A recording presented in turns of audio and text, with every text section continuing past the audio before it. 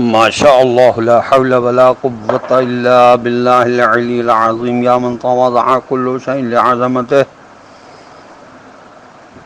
السلام علیکم ورحمۃ اللہ وبرکاتہ. اللہ تبارک و تعالیٰ کا شکر ہے کہ میں کراچی سے تاج العلماء مولانا محمد نقی نجفی علی اللہ مقامہ کا پوتا علی احمد آپ کی خدمت میں حاضر ہوں سورہ مبارک فرقان کی آیات کے ساتھ. سورہ مبارک فرقان قرآن مجید کا 25 نمبر کا سورہ ہے. اس کا رکوع نمبر 6 اس سورہ کا آخری رکوع ہے جس کے اندر 17 آیات ہیں جن کے نشانات ہیں 61 سے لے کر 77 تک. آیت نمبر 61 سے میں تلاوت کا شرف حاصل کر رہا ہوں. اعوذ باللہ من الشیطان اللعین الرجیم. بسم اللہ الرحمن الرحیم. تبارک الذی جعل فی السماء بروجا وجعل فیہا سراجا وقمرا منیرا. ترجمہ: بڑا ہی مبارک ہمیشہ قائم و دائم ہے وہ خدا جس نے آسمان میں برج یعنی بڑے بڑے ستارے بنائے یا سورج کی مختلف منزلیں بنائیں اور اس میں ایک روشن چراغ سورج اور چمکتا ہوا دمکتا ہوا چاند روشن کیا. تفسیر ابن کثیر میں لکھا ہے کہ سراج سے مراد سورج ہے اور بروج یا قلعوں سے مراد بڑے بڑے ستارے ہیں. یہ تفسیر کبیر میں لکھا ہے. اور سورج کے مختلف منزلوں یا قلعوں کو عربی میں بروج، ہندی میں راس کہتے ہیں. عربی میں ان منزلوں کے نام یہ ہیں: حمل، ثور، جوزا، سرطان، اسد، سنبلہ، میزان، عقرب، قوس، جدی، دلو، حوت. ہندی نام یہ ہیں: سیک، برق، مت، کرک، سنگ، کنیا، تلا، برچک، دھن، مکر، کنہود اور مین.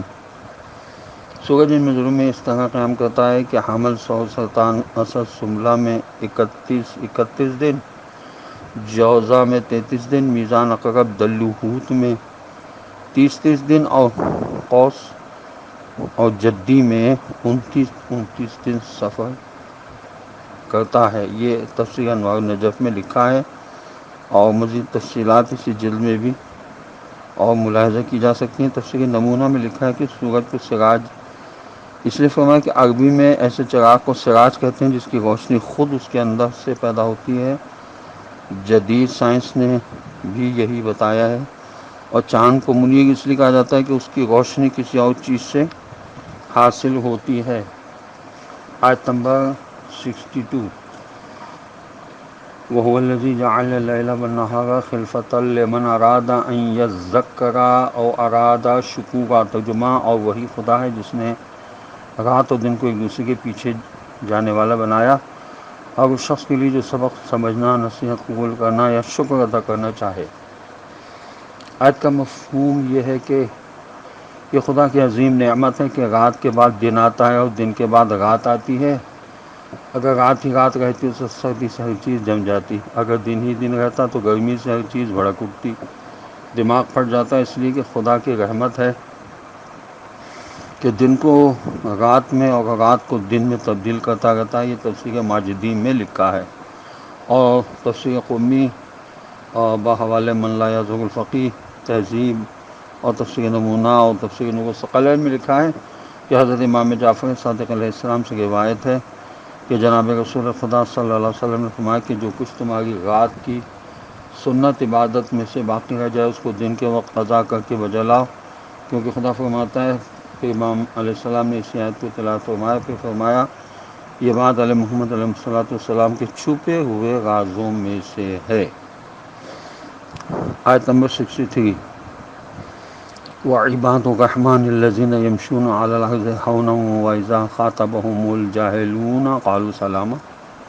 ترجمہ یہ ہے کہ خدا رحمان کے حقیقی غلام یا بندے ہیں جو زمین پر آہستہ آہستہ قدم رکھ کر آجی کے ساتھ چلتے ہیں، اور جب جاہل لوگ ان سے مخاطب ہوتے ہیں تو وہ ان سے کہہ دیتے ہیں کہ تم کو سلام ہے۔ تفسیر المعانی میں لکھا کہ آیت کا مقصد ہے کہ رحمان کے بندے ہمیشہ تواضع و انکساری کے ساتھ چلتے ہیں، اور یہ کہتے ہیں یا من تواضع کل شیء لعظمتہ۔ تفسیر صافی میں بحوالہ تفسیر مجمع البیان لکھا ہے کہ حضرت امام جعفر صادق علیہ السلام سے روایت ہے کہ اس سے مراد وہ شخص ہے جو اپنے جسم کے مطابق زمین پر چلتا ہے، اس کی چال میں نہ تو کوئی بناوٹ ہوتی ہے اور نہ کوئی اکڑ یا شیخی۔ سلام سے یہاں مراد بات ختم کر دینا یا بات کو پی جانا ہے۔ یہ سلام تسلیم سے نہیں ہے بلکہ تسلمہ سے، جس کے معنی علیحدہ ہونا اور برات چاہنا ہوتا ہے۔ یہ تفسیر قرطبی میں لکھا ہوا ہے۔ یہاں تفسیر منہ میں لکھا ہے کہ یہاں آیت سے یہ سبق ملتا ہے کہ خدا پر ایمان لانا انسان کے اندر تواضع، انکساری اور فروتنی پیدا کرتا ہے۔ ایسی انکساری کے چال ڈھال تک شریفانہ بن جاتی ہے۔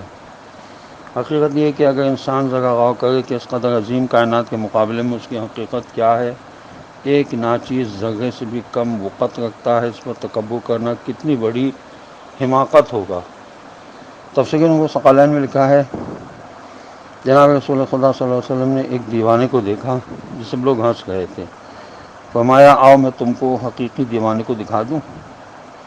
حقیقی دیوانہ یہ نہیں بلکہ وہ ہے جو غرور کی وجہ سے مٹک مٹک کر چلتا ہے، بار بار دائیں بائیں غرور سے دیکھتا ہے، پھولوں کو مٹکا مٹکا کر اتراتا ہے، اس سے لوگوں کو کسی خیر یا فائدے کی کوئی امید نہیں ہوتی، نہ کوئی اس کے شر سے محفوظ رہتا ہے۔ آیت نمبر 64۔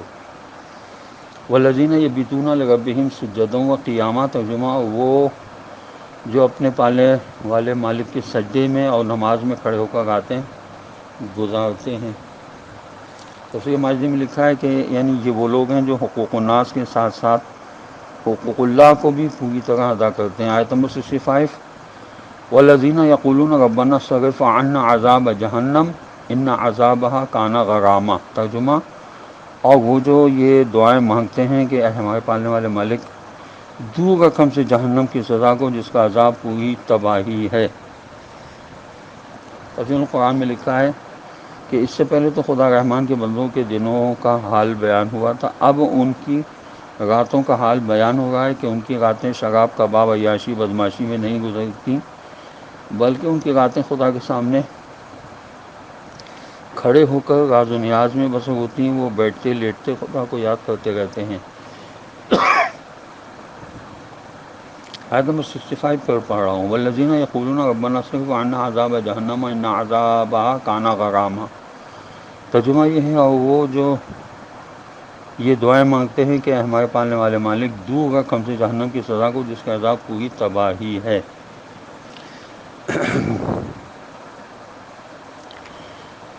آیت نمبر 65 کی تشریح تفسیر منہ میں یہ لکھی کہ مومنین و کاملین انتہائی عبادت کے بعد بھی خدا کی سزاؤں سے خدا کی پناہ مانگتے رہتے ہیں۔ یہ پھر خوف خدا کی عظمت کے احساس اور اپنی عبادتوں کے نقص کے احساس سے پیدا ہوتا ہے، اور یہی وہ خوف ہے جو ایک سخت پولیس کی مانند انسان کو برائیوں سے روکے رکھتا ہے۔ آیت نمبر 66۔ انہا ساعت مستقرا و مقامہ، ترجمہ بے شک وہ جہنم بہت ہی برا ٹھکانہ ہے اور بدترین جگہ ہے ہمیشہ رہنے کے لیے۔ آیت کا مطلب یہ ہے کہ عبادت کرنا ان میں غرور پیدا نہیں کرتا، وہ یہ نہیں سوچتے کہ اگر اب ہم اللہ کے چہتے بن چکے ہیں لہٰذا جہنم کا ہم سے کیا تعلق، بلکہ اپنی ساری نیکیوں کے باوجود خدا کی سزا سے کانپتے لرزتے ہیں۔ جہنم کیونکہ برا ٹھکانہ ہے، یہ تفہیم القرآن میں لکھا ہے، اور راغب نے لکھا کہ مستقر اور مقام دونوں کے معنی ایسا ٹھکانہ جہاں ہمیشہ ہمیشہ رہنا ہو۔ آیت نمبر 67۔ والذین اذا انفقوا لم یسرفوا ولم یقتروا وکان بین ذلک قواما، ترجمہ یہ ہے اور وہ لوگ جب خرچ کرتے ہیں تو نہ وہ فضول خرچی کرتے ہیں اور نہ کمی یا کنجوسی سے کام لیتے ہیں، ان کا خرچ کرنا ان دونوں انتہاؤں کے درمیان اعتدال کے درجے پر قائم رہتا ہے۔ تفسیر مجمع بیان، تفسیر صافی اور تفسیر قمی میں لکھا ہے کہ جناب رسول خدا صلی اللہ علیہ وسلم نے ارشاد فرمایا جس شخص نے کسی ایسی بات میں کچھ خرچ کیا جو حق کے خلاف ہے تو اس نے اسراف کیا، اور جس نے حق میں خرچ کرنے سے خود کو روکا اس نے کنجوسی یا کمی کی۔ اعتدال کی راہ یہ ہے کہ جناب رسول خدا صلی اللہ علیہ وسلم نے فرمایا اپنی معیشت اور اخراجات میں توسط، عدل، درمیانی راہ اختیار کرو۔ یہی بات آدمی کے فقیر، عقلمند اور دین کی گہری سمجھ اور بوجھ رکھنے کی علامت ہے۔ جناب رسول خدا صلی اللہ علیہ وسلم نے ارشاد فرمایا کہ ناجائز حرام چیزوں پر خرچ کرنا اسراف ہے، اور حق پر خرچ نہ کرنا کنجوسی ہے۔ یہ تفسیر مجموع البیان میں اور تفسیر انوار النجف میں لکھا ہے۔ آیت نمبر 68، والذین لا يدعون مع اللہ الہا آخر ولا یقتلون النفس التی حرم اللہ الا بالحق ولا یزنون ومن یفعل ذلک یلقى اثاما۔ ترجمہ: اور جو اللہ کے ساتھ کسی دوسرے معبود کو نہیں پکارتے ہو، کسی جان شخص کو جسے اللہ نے قتل کرنا حرام قرار دیا ہو، ناحق قتل نہیں کرتے سوائے اس کے کہ اس کا قتل کرنا برحق یا ٹھیک ہو، اور جو زنا نہیں کرتے اور جو کوئی ایسا کام کرے گا وہ اپنے گناہ کا بدلہ پائے گا۔ آیت کا مفہوم یہ کہ خدا رحمان کے نیک بندے تین بڑے گناہوں سے خاص طور پر بچے رہتے ہیں جن میں سارے عرب مبتلا تھے۔ نمبر 1 شرک، نمبر 2 قتل ناحق، نمبر 3 زناکاری۔ یہ تفہیم القرآن میں علامہ مودودی صاحب نے لکھا ہے۔ آیت نمبر 69، یضاعف لہ العذاب یوم القیامت ویخلد فیہ مہانا۔ ترجمہ یہ ہے کہ قیامت کے دن اس کو دگنی چوگنی سزا دی جائے گی اور اس کو وہاں جہنم میں ہمیشہ ہمیشہ ذلیل و خوار بنا کر رکھا جائے گا۔ تفسیر انوار النجف میں آیت میں پہلے پڑھ دیتا ہوں، اس کی تشریح بعد میں کروں گا جو لکھی ہے۔ آیت نمبر 70 یہ ہے کہ الا من تاب وآمن وعمل عملا صالحا فاولئک یبدل اللہ سیئاتہم حسنات وکان اللہ غفورا رحیما۔ ترجمہ یہ ہے کہ سوا اس کے کہ وہ توبہ کر چکا ہو اور اس نے خدا اور رسول صلی اللہ علیہ وسلم کو دل سے مان کر اچھے اچھے کام بھی کیے ہوں تو اللہ ایسے ہی لوگوں کی برائیوں کو اچھائیوں سے بدل دے گا، اور اللہ تو بہت ہی زیادہ معاف کرنے والا، بے حد مسلسل رحم کرنے والا ہے۔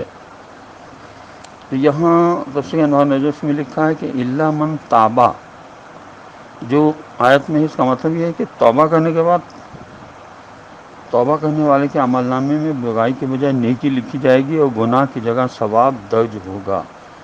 گویا سابق شرک کے بجائے توحید پرستی اور سابق زنا کی جگہ عفت و پاک دامنی اس کے اعمال نامے میں لکھی جائے گی۔ تفسیر صافی میں حضرت امام علی رضا علیہ السلام سے منقول ہے کہ جناب رسول خدا صلی اللہ علیہ وسلم نے ارشاد فرمایا کہ میرے اہل بیت علیہ الصلوۃ والسلام کی محبت گناہوں کا کفارہ بنتی ہے اور نیکیوں میں اضافہ کرتی ہے، اور ہم سے محبت کرنے والوں نے جو لوگوں کے حقوق کھائے ہیں مظالم عباد، ان کو خدا خود عطا کرنے کی ذمہ داری لے لے گا، بشرطے کہ انہوں نے مومنوں کی حق تلفی اور ضرر رسانی نہ کی ہو۔ یہ تفسیر صافی اور تفسیر انوار النجف میں لکھا ہے۔ نتیجہ یہ لکھا ہے قرطبی نے کہ جب خدا کافر کے مسلمان ہونے پر اس کے تمام پچھلے گناہ معاف کر دیتا ہے تو ایک گناہ گار مومن کے سچے دل سے توبہ کرنے اور اپنی اصلاح کر لینے کے بعد کیوں نہ وہ معاف کرے گا۔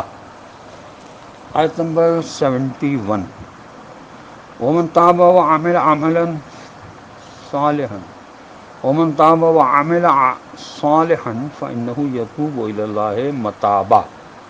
ترجمہ یہ ہے کہ جو شخص خدا سے توبہ کر کے نیک کام کرے تو حقیقتاً وہ خدا کی طرف پلٹ آتا ہے جیسا کہ پلٹ آنے کا حق ہے۔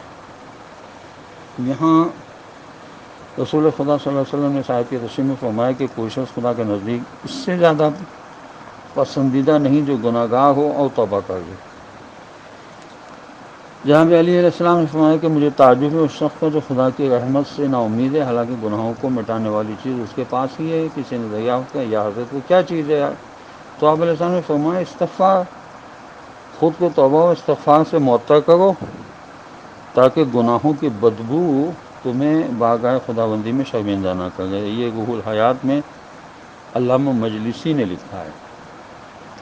آیت نمبر 72، والذین لا یشہدون الزور وَإِذَا مَرُّوا بِاللَّغْوِ مَرُّوا کِرَامًا، ترجمہ، اور خدا رحمان کے اصلی بندے وہ ہیں جو جھوٹی گواہی نہیں لیتے یا وہ گانے کے اجتماع میں حاضر نہیں ہوتے، اور جب وہ کسی بےہودہ گناہ کی باتوں کی طرف سے گزرتے ہیں تو وہ شریف آدمی کی طرح اپنا دمن بچا کر وہاں سے گزر جاتے ہیں۔ آیت میں لغو اور زور دو لفظ استعمال کیے ہیں اللہ تعالیٰ نے، تو علامہ زمخشری نے لکھا کہ زور کے اصل معنی انحراف کرنے یا غلط راستہ اختیار کرنے کے ہیں۔ یہ تفسیر کشاف میں بھی لکھا ہے، اور لغات القرآن میں لکھا ہے کہ کیونکہ جھوٹ بولنا یا جھوٹی گواہی دینا حق سے منحرف ہو جانا ہے، اس لیے جھوٹ کو زور کہا گیا۔ تفسیر صافی میں لکھا ہے کہ حضرت امام جعفر صادق علیہ السلام سے روایت ہے کہ زور سے مراد گانا بجانا، راگ رنگ، ناچ گانا، لہو و لعب کی محفلیں بھی ہیں۔ آیت نمبر 73، والذین اذا ذکروا بآیات ربہم لم یخروا علیہا صما وعمیانا، ترجمہ، جب انہیں ان کے پالنے والے مالک کی آیتوں، دلیلوں اور باتوں کے ذریعے نصیحت کی جاتی ہے تو وہ بہروں اور اندھوں اور احمقوں کی طرح ہنستے ہنستے لوٹ پٹ ہو کر منہ کے بل الٹے گر نہیں پڑتے، یا اندھے اور بہرے بن کر الٹے لوٹ نہیں جاتے۔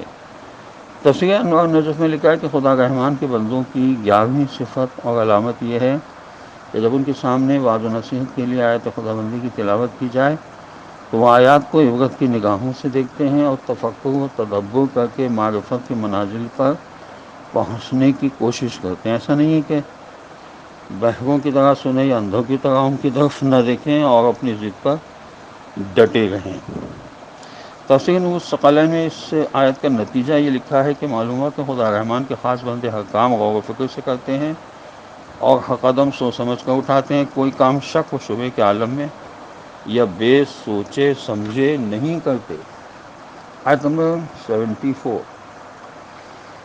والذین یقولون ربنا هب لنا من ازواجنا وذریاتنا قرۃ اعین واجعلنا للمتقین اماما، ترجمہ، اور خدا رحمان کے بندے وہ ہیں جو یہ دعائیں مانگا کرتے ہیں کہ اے ہمارے پالنے والے مالک، ہمیں ہماری بیویوں اور ہماری اولادوں سے آنکھوں کی ٹھنڈک یا دلی خوشی عطا فرما، اور ہمیں متقین یعنی خدا کی عظمت سے متاثر ہو کر برائیوں سے بچنے والوں کا رہنما بنا دے۔ تفسیر انوار نجف میں لکھا ہے کہ اس آخری صفت کے بلکہ بیان کردہ جمع اور صاف کے حقیقی مصداق حضرت محمد صلی اللہ علیہ وسلم و آل محمد علیہ السلام ہیں، البتہ بعض صفات آل محمد علیہ السلام کے چیدہ شیعہ افراد میں پائی جاتی ہیں۔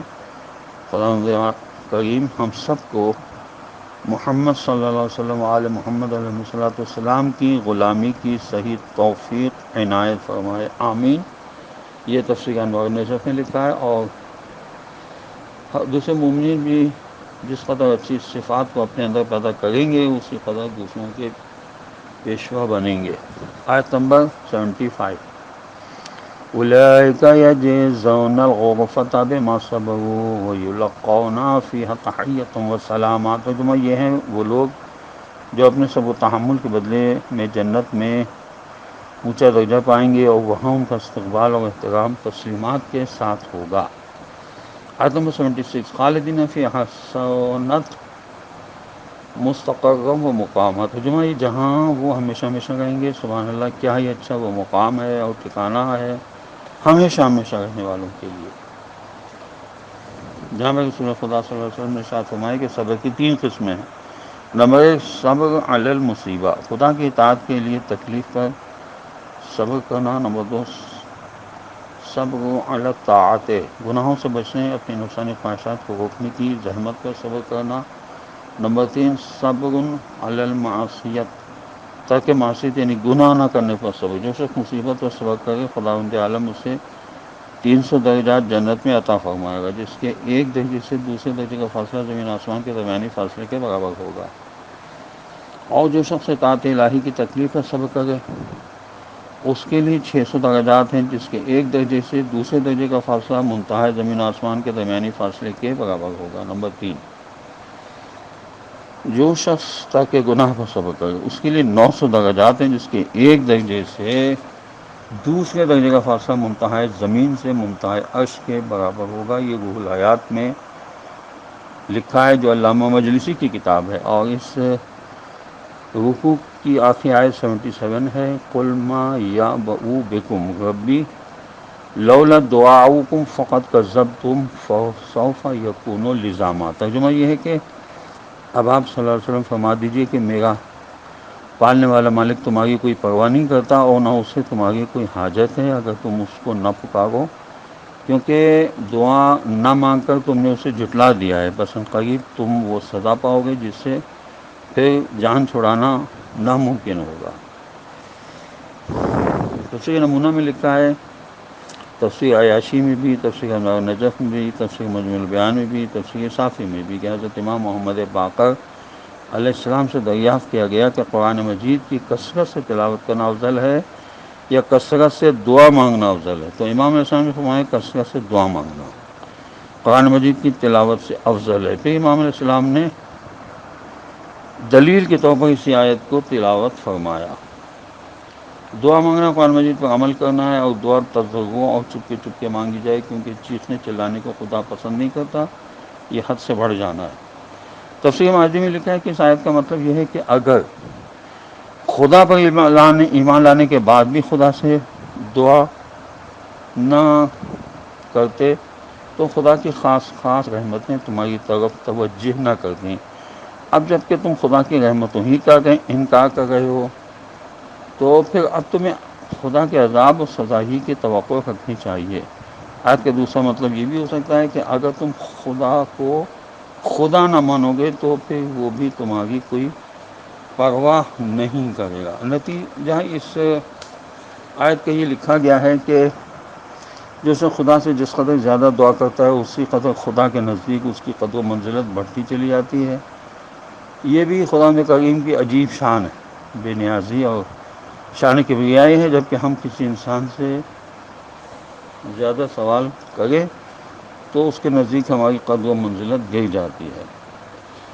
اصول کافی میں اور تفسیر نمونہ میں شرائط دعا بھی لکھے گئے ہیں۔ خدا عالم نے شاہ فرمایا ادعوا ربکم تضرعا وخفیا انہ لا یحب المعتدین، یعنی اپنے پالنے والے مالک سے دعا مانگو گڑ گڑا کر اور چپکے چپکے، بے شک وہ حد سے بڑھ جانے والوں کو پسند نہیں کرتا۔ یہ سورہ اعراف کی آیت نمبر ہے 55۔ اور شرائط دعا میں یہ بھی ہے کہ خدا کی معرفت دل سے دعا مانگے، خدا کی معرفت حاصل کرے، دل سے دعا مانگے، صرف خدا سے توقعات کر کے خدا کی اطاعت کرے، اور اپنے مقصد کو حاصل کرنے کے لیے حتی الامکان کوشش کرے۔ خداوند عالم کی بارگاہ میں دعا ہے کہ پروردگار ہمیں قرآن پڑھنے، سمجھنے اور اس پر عمل کرنے کی توفیق نصیب ہو، اور وارث قرآن حضرت امام زمانہ عجل اللہ تعالی فرجہ الشریف کا اجل ظہور ہو، اور خداوند عالم ہمیں ان کے اعوان انصار میں شامل فرمانے کی توفیق عطا فرما دے۔ وآخر دعوانا ان الحمد للہ رب العالمین، وصلی اللہ علی محمد وعلی آلہ الطیبین الطاہرین المعصومین المظلومین، والسلام علیکم ورحمۃ اللہ وبرکاتہ۔